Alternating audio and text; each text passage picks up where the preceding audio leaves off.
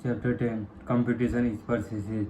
One of the great lines perpetuated by mankind is the idea that competition is good.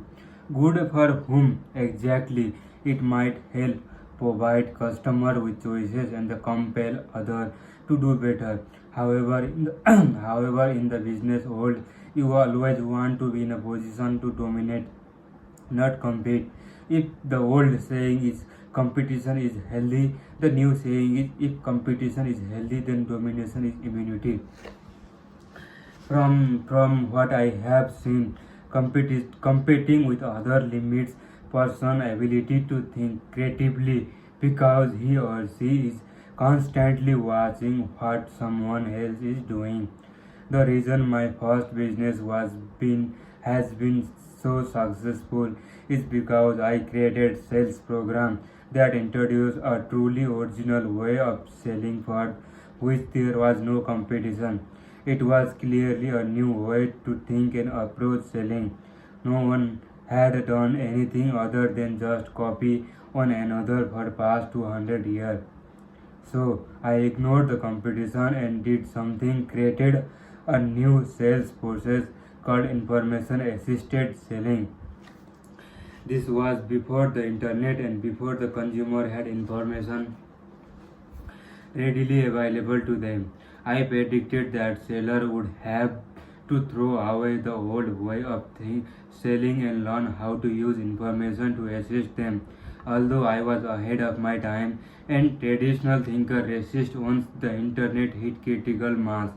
Information assisted selling became a way of selling and my competition was left holding on the antiquated system and processes, and I came out on the top because people were thrilled to see something completely new.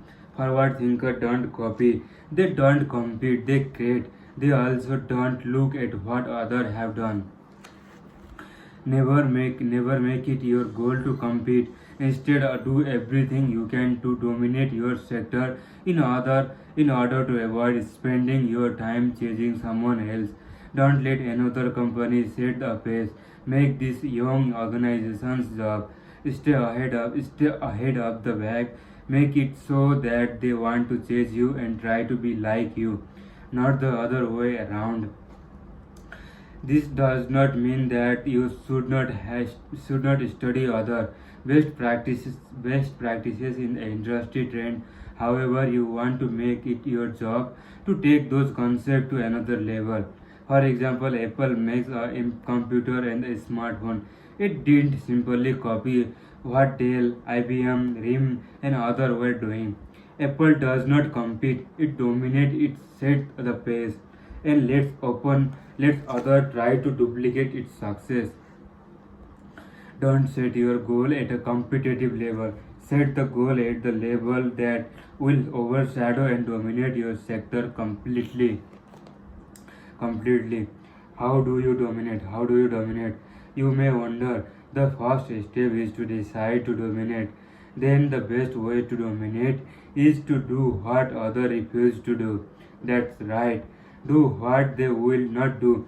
This will allow you to immediately crave out of a space for yourself and develop an unfair advantage. Let me be clear. I want to unfair advantage. If I can create one, thought I am always ethical. I never play fair. Though I am always ethical, I never play fair. I seek out a way in which I can get unfair advantage. And one surefire way to do this to be do and one surefire way to do this is to do what others won't. Find something they cannot do, maybe because of their size or their commitment to other projects, and they exploit that. Maybe they are cutting back during the time when the economy is uncertain. This would be your a moment to expand into those spaces where they are contracting. A company I was working with that was a dental implant told me that leader in the field had cut all the travel expenses and elected that all client contact is done by phone and over the internet. To go the competitive advantage, we decided to dominate the personal contact while the leader retreated domination, not competitions. Never play by the agreed upon norms within which others operate. The rules, norms, and traditions of any group or industry are usually traps that prevent new idea, higher level of greatness and domination. You don't want to just be in the race where you want to be at the top of the list of consideration. Even better, you would like to be only on consideration as a viable solution. You need to adopt the attitude that you have so much power in your space that your client, your market, and even your competition automatically think about you first when they think about what you do. IBM did this so successful when they think about you do. IBM did it so successfully that all the PC were referred to IBM's. There were a time when Xerox accomplished this so successfully that copiers that you didn't talk about making copies but rather Xeroxing. That is pure domination of the sector and not correctly protecting your trademark name. The goal at my sales training company is not to compete with others in this space for the revenue or the client. Our goal is to literally make sure that even every human being on the planet Earth equate Grant Cardone with sales training. Achievable? Probably not, but it is the target we use to making decision. We aren't competing with anyone else to be best in the sector. Our goal